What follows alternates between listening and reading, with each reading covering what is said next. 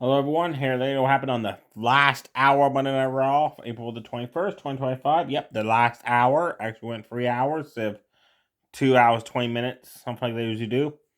The main event match was Dominic Mysterio defending his Intercontinental Championship against Penta, with Finn Balor and Khalid on ringside. Balor rings, Penta just takes it to Dominic, boots him in the face. Irish whips him in the corner, hits that delayed drop kick in the corner, picks him back up in the corner, hits a jump up into Giri. Drop kicks him to the outside of the ring, dives over the ropes, knocking down Dominic, gets him back in the ring. Carlito Finn Balor calls a distraction to Penta. That allows Dominic to drop kick him in the back, and take Penta's as extensions he has on the back of his mask, tied it to the bottom rope, and just stumped away at him. The referee pulled him away and got the mask untied from the bottom rope there. And then Dominic continued the assault, hit the two amigos. Penta counted the third one, went for a Penta driver. Dominic counted that into a Falcon Arrow, went up on the top rope. Penta ran up, Hurricane him off the top rope. Irish whipped him in the corner, hit that running Hurricane out of the corner. He does, like from the outside of the ring into the ring. That's pretty cool how he does that. Then Dominic gets up and Penta hits the Canadian Destroyer. Dominic's smart. He rolls out of the ring to avoid getting covered there.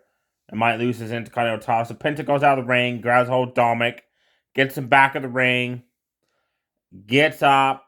Finn Balor distracts him. So Penta does a Hurricane off the ring apron to the floor on Finn Balor. Gets up on the top rope. Suddenly, Carlito distracts the referee. And guess who's back? JD Madugo of Judgment Day shows up for the crowd. Shoves Penta off the top rope. Penta hits the top ropes. Snap mirrors back. Dominic hits the 619. Top rope frog splash. And still Intercontinental Champion Dominic Mysterio. Quick match. After the match, all Judgment Day is celebrating on the stage, ramp area. And Balor walks up. He's shocked JD's back and didn't know about it. So everybody's like, it's all cool, man. It's all cool. It's a surprise. We wanted to surprise you. So Balor's out of Judgment Day. That's happening. But for JD Madugo to turn on Finn Balor, I'll never see that coming. No matches announced whatsoever for next week. We had a segment with Karrion Kross backstage saying how he's going to go after AJ Styles now. Whoopie-a-doo. That's just, nothing exciting there. The Viking Raiders came out, interrupted A-Town Down Under segment, and vowed that they're going to destroy the New Day when they find them again on Monday Night Raw and beat them up and take back the World Tag Team titles. Chad Gable came out saying he was proud of El Grande Americano, whatever his name is, winning his debut match at WrestleMania, even though we all know Chad Gable wearing the Lucha mask there. Then Seth freaking Rollins came out with Paul Heyman, and Paul Heyman went to explain why he betrayed CM Punk, why he betrayed Roman Reigns when CM Punk ran out and attacked Rollins.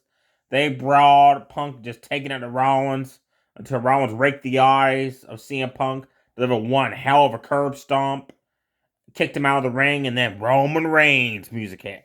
He comes out, spears Seth Rollins, Superman punches Paul Heyman, sets him up for a spear, and somebody from the audience jumps over the barricade in the ring and spears Roman Reigns as he's running to spear Paul Heyman.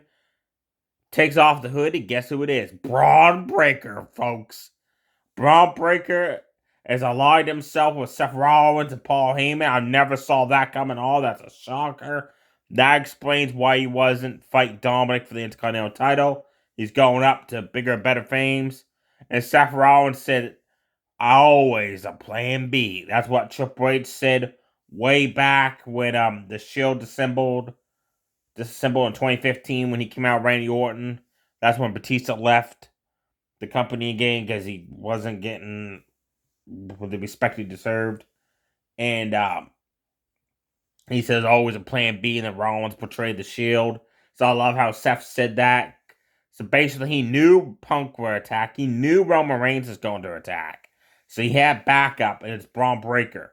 Then Braun Breaker picks up Roman Reigns, spears him again, then runs and does that awesome spear outside the ring, putting Roman through a barricade, rolls him back to the ring, holds on to him, makes him watch as CM Punk crawls back to the ring so Seth can curb stomp him again. Then he curb stomps Roman.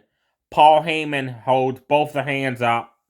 So the end of the show ends with Paul Heyman, Seth Rollins, and Braun Breaker forming a unit. I think you'll probably see one more mystery person form it, be like a new Shield. I'm thinking that's happening.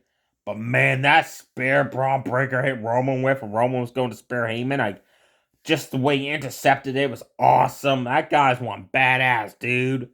And aligning himself with Rollins and Paul Heyman's gonna boost his career up big time. There you have it, folks. A lot of talkings. I knew was going to happen because of all the title changes and stuff that happened at WrestleMania. It sucks that it was only 3 matches, but both women matches were awesome to watch.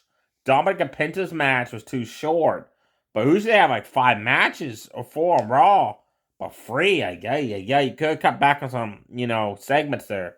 And Gunther came out and was upset because Michael Cole and Pat McAfee was eaten when Jey Uso won the title when they got on top of the announce table was doing the dance fame. So he put the sleeper hold on Michael Cole. Pat McAfee smoked him with a forearm. And he said, hey, we're cool now, okay? And then Gunther applied the sleeper hold on Pat McAfee and basically put him to sleep. And they had to help Pat McAfee to the back. And the announcer from Friday Night SmackDown, not Wade Barrett, the other guy, took over for the last half hour of commentary with Michael Cole. And now Michael Cole's like, wrestlers shouldn't put their hands on announcers. Gunther should be suspended or fined. What's going to become of that? Because Adam Pearce came out with a bunch of security and told Gunther he will be, held accountable for what he just did. And let me know below your thoughts of the return of Rusev, the return of JD Madugo, and Braun Breaker forming a stable of Paul Heyman and Seth Rollins. Stay safe, everybody. Too sweet. Bye.